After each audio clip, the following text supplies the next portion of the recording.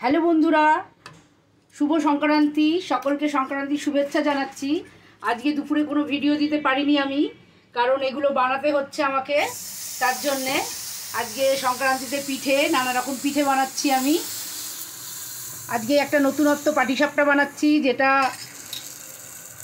গাজরের হালুয়া করে আমি এটা বানাচ্ছি। এখানে দুধ পুলি ফুটছে, দুধ পুলির জন্যে। আর এখানে চিতই পিঠে বানিয়েছি দুধ দিয়ে। আর ওখানে সেদ্ধ পিঠে আছে।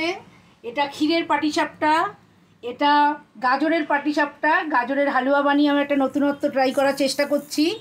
গাজরের হালুয়া বানিয়ে সেটা দিয়ে পাটিসাপটা বানাচ্ছি আমি।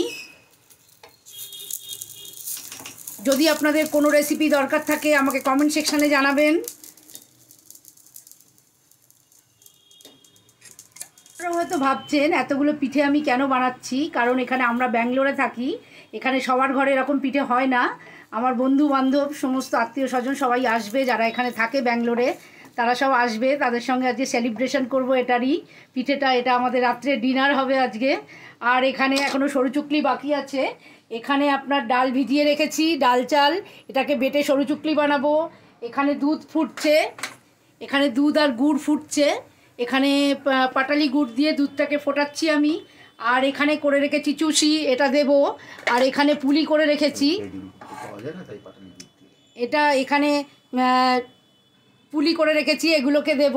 আর এখানে তো খেজুর গুড় পাওয়া যায় না, তাই পাটালি গুড়, সেটা দিয়েই করছি এটা। আর আপনারা কমেন্ট সেকশানে জানাবেন কেমন লাগলো, লাইক করবেন, সাবস্ক্রাইব করবেন। নমস্কার।